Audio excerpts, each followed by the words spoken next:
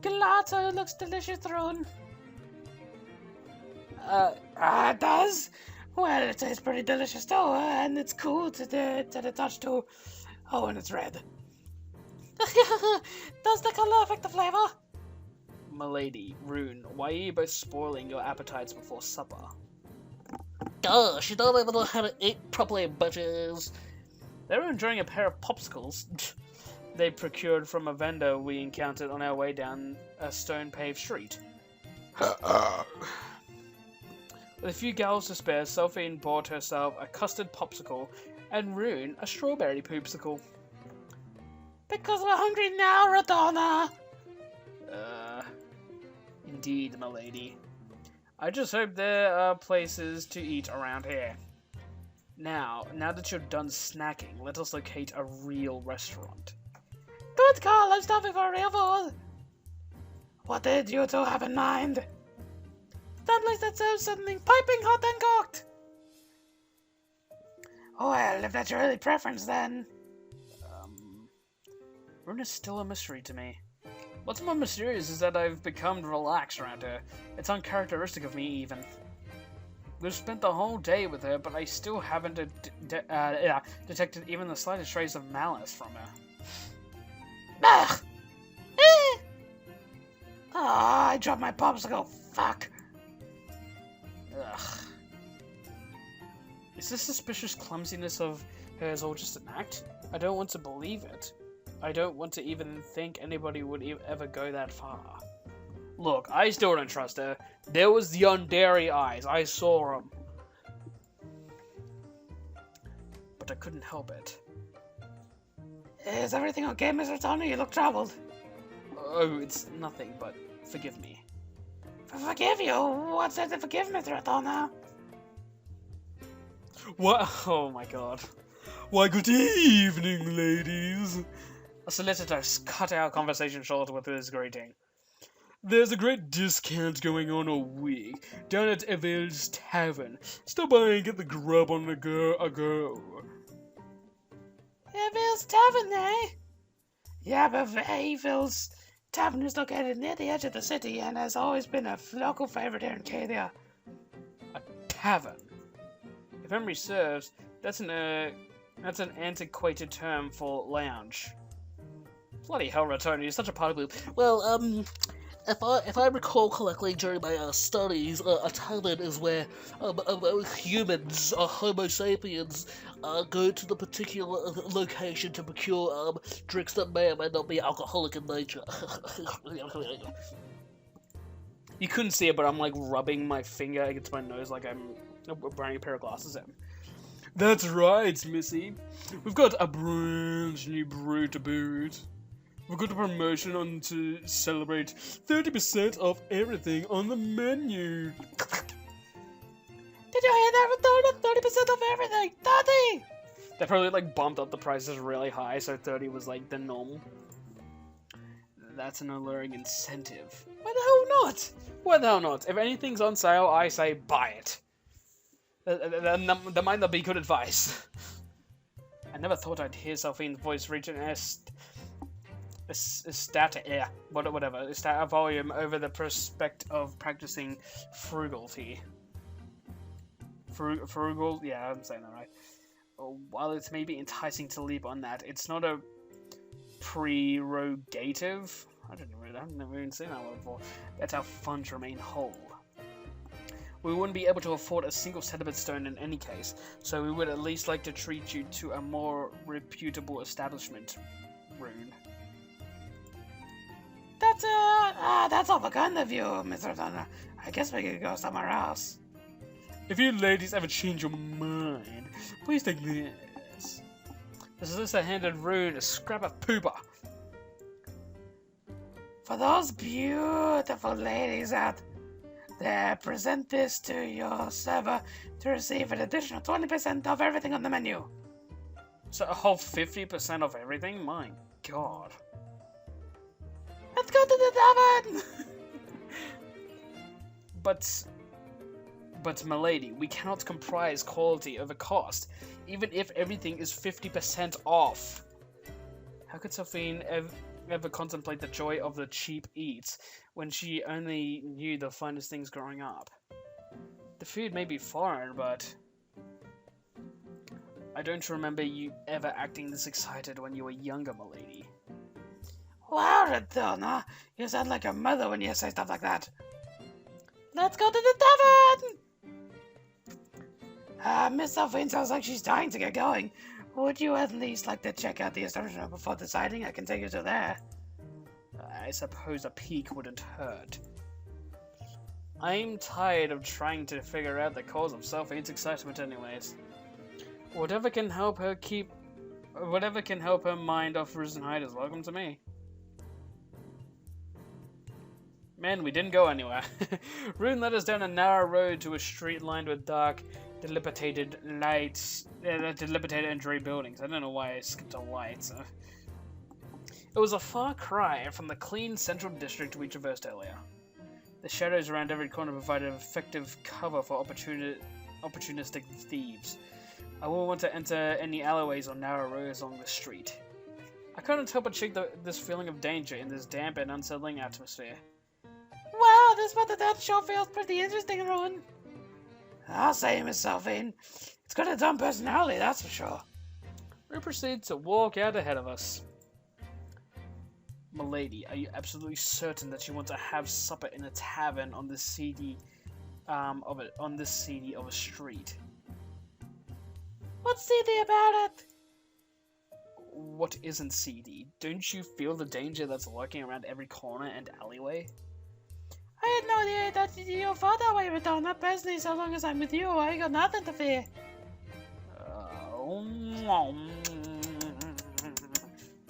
What's wrong, Ritona? It's nothing. I just thought I may be helpful for you to exercise some I may be helpful in a caution along. We'll be fine. You worry what? Do you really think Rune would take us somewhere dangerous? Besides, I have you here to defend me, my royal guardian. We'll be safe and sound with your skills. Silly Selphine. After another 10 minutes along the disquieting street, we reach a destination, an illogically large building. We're here now. This is the one and only Eviel's Tavern. Eviel's whatever. Rune went inside before us, and we followed slowly. Oh my god. What the hell? It's like a bloody, like... Wow, this is sick! This is awesome. And the music, too. Yeah.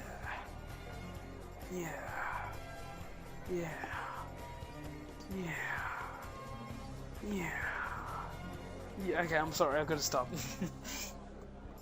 Oh my, Ritona, look at that Ritona, it's ginormous. Fictive words aside, I must concur. I was awestruck. Evil. If it's evils, then we're just asking for trouble. While one of the three most memorable features may the sheer size of I think it may be the sheer size of the building. The fragrance of meats cooking over charcoal and the perfume of smoldering wood chips may contend for a close third and second. Second and third, whatever. Look, I just want to point out there are some serious bitches up there, like, hanging out, and one of their skirts are way too short. There's also more lads than there are ladies, which is weird for an anime game. Anyway, that guy's getting crunk. That guy's already crunk, and those bitches like, look at those new bitches that got made. What a bunch of bitches. Hey, Ritona, what's all this stuff on the floor? Selphine squatted down and inclined her head near the floor for a closer look at the material we stood upon. The floor was caked in a thick layer of sawdust, with innumerable walnut shells scattered about the entire floor of the tavern. She looked so excited by it. I couldn't identify the original flooring under the sawdust. Hey, look over there! That's pretty big, right? Rune jabbed her finger out, pointing it towards the center of the room. Big. Gargantuan, more like. The interior of the tavern was immense, to say the least. It was 3 stories tall and featured a circumferential view of the ground, like the audience seats of ancient arenas. In the center of the tavern stood a giant living tree, which a spiral staircase leading up to the 3rd floor was built around. Look, why can't elves put their trees to better use? Like, seriously, make a bar out of your tree, elves. Clearly, the tree was the main focal point during the tavern's designing stage. I have to ask, Ruby, that tree's real, right? Upon closer inspection, the giant tree shot well beyond the ceiling of the 3rd floor, leading me to presume that the tree's canopy is acting as the tavern's roof. My presumption is supported by the moonlight shooting through the many gaps in the tree's canopy. It is indeed. In fact, this tree was always meant to be the heart of Vivil's tavern, even through the entire construction phase. Yeah, it's incredible, Ron. I'm actually at a loss for words right now. Isn't it incredible, Ritona? I am curious as to how everything underneath the canopy manages to remain dry during a rainstorm. The walls were lined with cask upon cask of ale and brew, all stacked atop each other. If they were ever to stack them all in a single column, it'd shoot straight out of the tree canopy. Wow. Do those walls of cask serve a purpose or something? I am not at a loss. Nothing in this tavern makes sense, to me at least. Well, it looks pretty cool to me.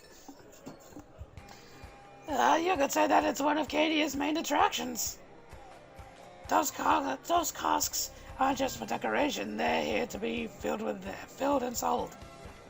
You see, Vivil's Tavern is responsible for 60% of all alcohol production in Sector 3. Wow. So Vivil's is a brewery. Yes, those walls of course separate the brewery from the tavern, keeping everything nice and neat. Interesting. A brewery, huh? Listen up, my fellow drunkards. A voice shot out from above, resounding through the entire tavern. For the first time since we entered, Avil was dead silent. Looking upwards, I saw a man leaning against a railing on the spiral staircase near the platform to the 2nd floor, his glass raised. Is it that guy or that guy? Or that guy? No, it's not that guy. It's that guy or that guy? Okay, it's that guy. I got canned from the good old grind today, and good riddance. I will never have to look at that boss man's ugly mug ever again. Hurts one?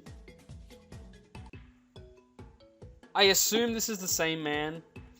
This calls for a celebration, my fellows. Drinks.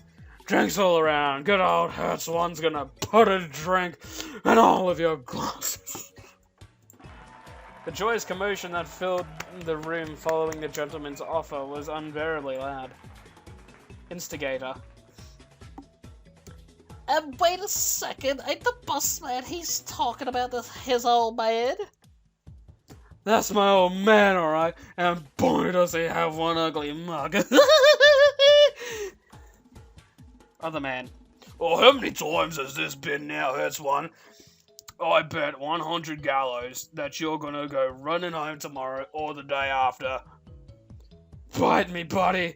There's no way I'm going back to look at that old coot's ugly mug. I don't care what you do, Hurtsy. The more you leave work, the more free booze we get. Look, I only did that because it said spazzy. No problem. I'll get you some more booze and I'm gonna need a job first. Hold on just a bloody second here. How the hell are you gonna be paying for all the booze you've been let go? If you've been let go? Put it on my tab like you always do, you cranky old bastard. I know. I'll be your new dishwasher for the next... Oh my god, that's a spirit head there. You're a hell of a generous giant. You bet your pretty face I am missing. You're quite the looker, actually. Won't you marry my success? manakravte. The gentleman found himself in the middle of a hysterical storm at his own expense, of course. This is actually wonderful, this scene. Oh, attack with marriage. Bottoms up, everyone! My, does he enjoy overstressing everything he says. But his hearty shout inspired everyone in the room, of age or underage, to drink to his misery. This is actually wonderful for atmosphere and pacing. This is great!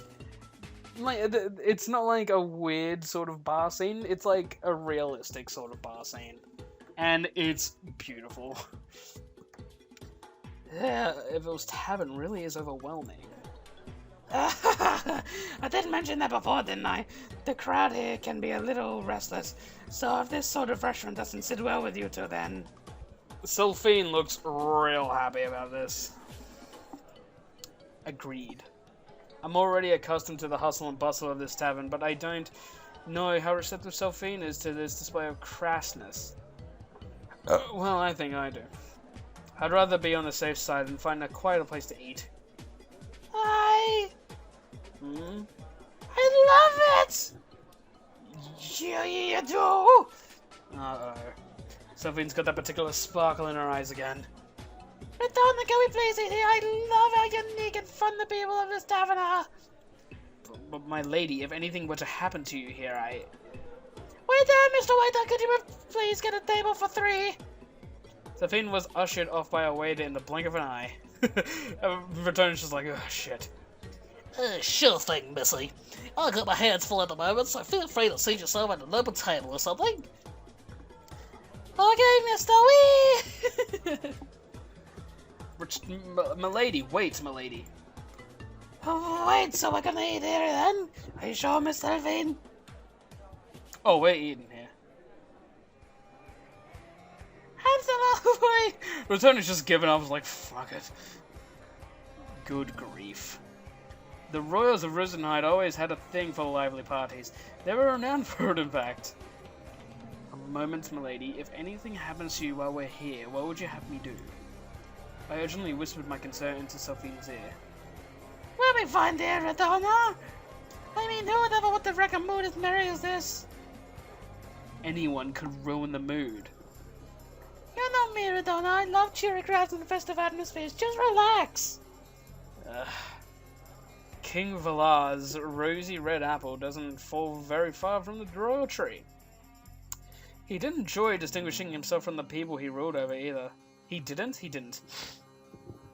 He loved his people, and the people, him.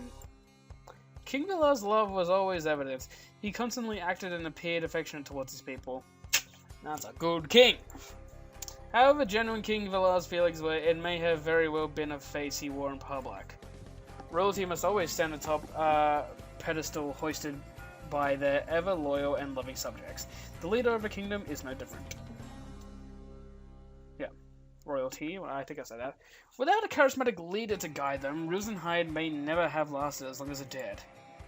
Apparently, this division between royalty and subject troubled King Valar very much... Apparently this division between royalty and subject troubled King Valar very much during his youth. I wonder how long it took him to realize that his role as the future king of Rughzenhaide was more important than being loved by his subjects. I wonder if Selphine will eventually encounter this on her way to becoming queen as well. Should I caution her? I turned my head slightly to glance at Selphine, wondering whether or not I should tell her. Munch, munch! Selphine stuffed her mouth with walnuts. Did she get them from the ground? Looking happy, but oh so undignified. Oh, okay, you have... Okay,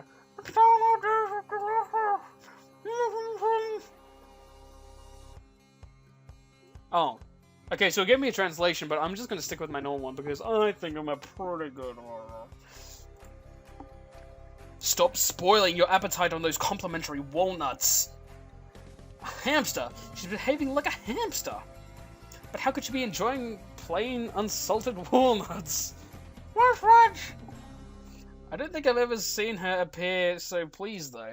That's certainly a welcome change. But why does it have to be over walnuts? I can tell that you're really enjoying those walnuts, Miss Selphine. Rune showers Selphine with praise. There's one that's Whoops. there's one that's so delish. Selphine smiled through the walnuts protruding from within the walls of her cheeks. No, don't worry about the shells either. You can brush those at the table and onto the floor. You mean it? That's so unique. So wait, all these chunks of the floor are walnut shells? Maybe not all these chunks on the floor are actually walnut shells. I could see, like, Rune and Selphine sitting on a table and Ritona, like, on the other side of the bar, and Selphine's like, Ritona! The shells are on the floor! Oh, forget it. She's enjoying herself, and that's all that matters. Oh gosh, it's been ages since I visited Vals. Did you use... Is it used? You used to come here more often? No, but I only came here once before. You did you? I can believe it. I'm not sure if Yvel's Tavern is really your kind of place either, Rune. It certainly isn't my ideal dining establishment. It's not. You really think so? Do you know any girls our age who would ever think of eating here alone? Well, I don't really. You might be right, Mr. Tona. Ugh. Hey, do you think it's okay if we start ordering food? I'm not sure how they order food here. No. Point taken. Oh, that's simple. Take a look at that menu. Everything listed in there has a description of every item. Rune handed me a thick booklet that was placed near the edge of our table. It's so thick. I don't know what kind of food they serve here. These drawings are pretty impressive. The menu featured a few drawings representing some of their signature dishes. How these pieces were drawn is a mystery to me. I can't tell if these were drawn with watercolor or lead. But that's too difficult of a material to synthesize without a viable mana stream. Holy crap, Ritona, you're such a bloody nerd. How did they make them so realistic without manacravte? How did they perfect these pictures so? There's just something about these pictures that cannot be achieved by the human hand alone. You don't know that. Oh, I think I'm getting the vibe here. Rughzenhaide was so advanced that they kind of forgot how to do things like with their natural skills and relied on mana. So now that they're in this place where mana is like in short supply, they're sort of taken aback by the skills that a human would naturally develop. That's pretty cool. That is actually very cool. Those aren't drawings, Mr. Tona. Those are what we Cadians call photographs. Oh, okay, so I was sort of wrong, but it's just like the technology difference is... I like this, because usually when there's like a technology difference in stories, it's just like our current day technology versus way in the future, but putting the technology difference into a fantasy-based story is pretty amazing. I don't see it a lot. Photographs! Yes, photographs. Oh, crap. Yes, photographs. Is it okay to assume that you don't have menus with photographs where you are from? Yes. The menu or restaurants in Rughzenhaide employed was in the form of comcraft with the waitstaff. Before you reach the table, the host would use comcraft to inform all students of all ingredients available, including the dishes using the freshest ingredients of the day.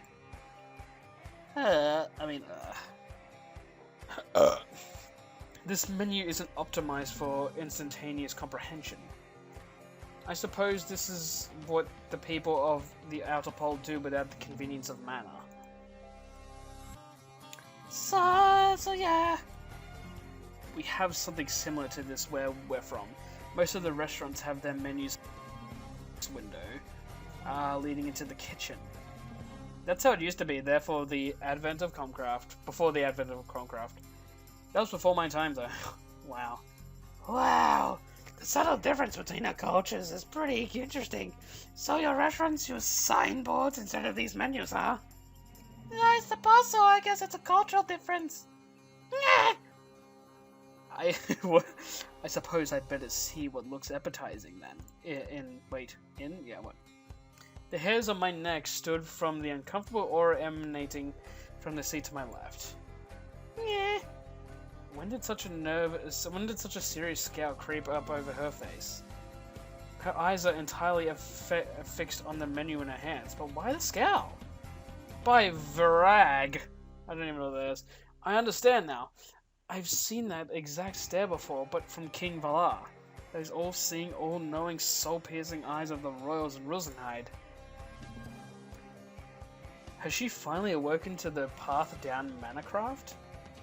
She's awoken to the path down manakravte while looking at food. That would be the only logical conclusion, but why now? Why here? What's the matter, m'lady? Selphine turned her head and I could feel the pressure from her piercing gaze. Miss Selphine, is something the matter? Are you feeling ill? Ritona, Rune. Yes, m'lady. I have something to admit. I can't. Read this menu.